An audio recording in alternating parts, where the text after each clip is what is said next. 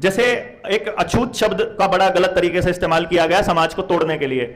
असल में क्या था, आपने अगर नोटिस किया हो, अगर गांव में मान लो एक भी चमार का घर नहीं है, तो हमारे बुजुर्ग जो थे वो दूसरे गांव से चमारों के एक परिवार को ला करके अपने गांव में बसाया करते थे कि नहीं भाई हमको चाहिए। और फिर कुम्हार नहीं है तो कुम्हार को लाया जाता था, जुलाहा नहीं है तो जुलाहे को, मतलब बसाया जाता था। बेसिकली पूरा का पूरा समाज ही तब बनता था जब 36 की 36 बिरादरी एक साथ में रहती हो उस गांव के अंदर।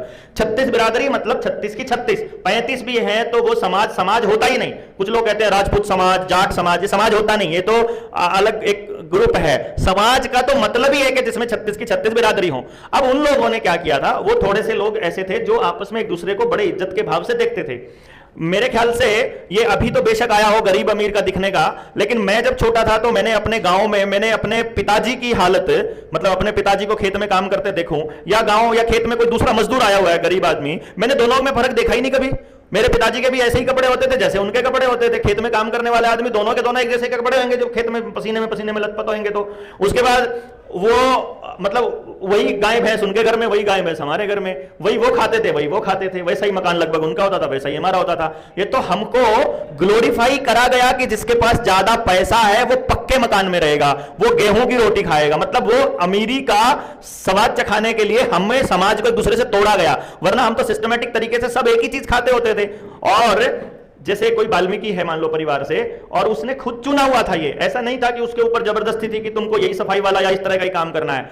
कई लोग इतने बेहतर होते हैं वो खुद से झाड़ू उठा लेते हैं, खुद आज भी उठा लेते हैं। तो ये थोड़ी ना है कि वो कोई काम गंदा हो गया या अच्छा हो गया, उसको अच्छा लग रहा है अपने समाज को साफ सुथरा रखने में तो वो मेहनत कर रहा है उस दिशा में।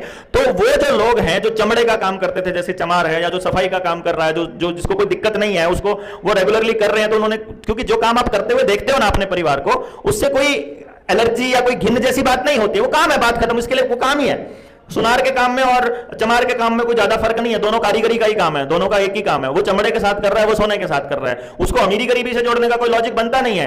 तो उस टाइम पे जो चमड़े से काम कर रहा है और जो सफा सफाई का काम कर रहा है, उसको ऐसा लगता था कि मैं जब घर में एंटर करूंगा, आपने देखा होगा जब नया छोटा बच्चा जब घर में होता है और उसका पिताजी भी अगर बाहर से आता है तो उसकी मां उसको बोलती है थोड़ी देर दूसरे कमरे में रहो।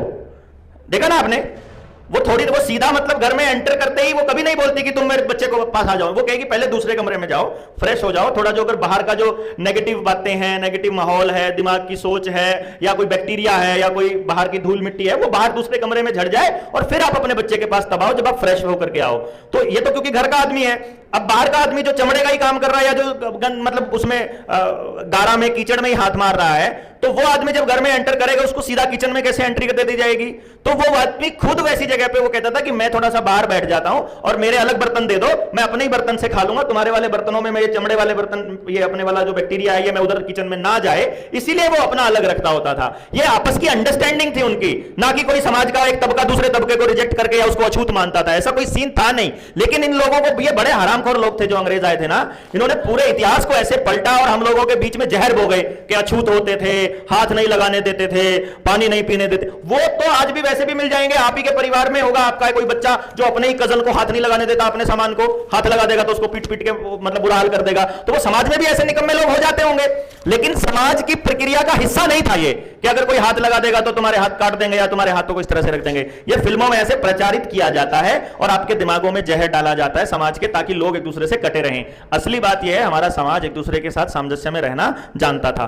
और डॉक्टर भीमराव अंबेडकर वाली बात पे तो मैंने आपको शायद इसका जवाब तो दे ही दिया जिससे शुरुआत हुई थी।